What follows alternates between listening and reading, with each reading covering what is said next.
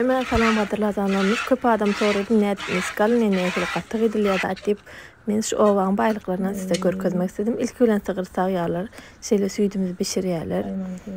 Biz bu yerde özümüze içtik ve katıq bastırıyorlar. Katığı gönözdük golonda. Önkü katıktan bir çemçicik alıp qalan süt bilen qarıştırıyorlar da 4 saat üstüne yapıp koyuyorlar. Sıcık yerde, yıldız yerde. 4 saatin içinde uyuya, yani uyuya olanda şeyle katığı övrülüyor. Süydüğümüz katığı övrülüyor. Katıklarımızı haladiniyle salık koyarlar.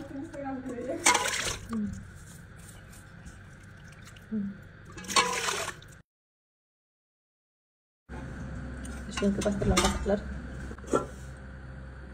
İr bilen, irden yürüyte ağ yaydıryan maşinda yaydıryalar. Yüzündeki hem yağları yüzüne çıkıyor ve onun elini soğuyla yuvup yani yağlarını alıyorlar şeyle. Videoda görkezler yani. Evde mesfiya da maaşını.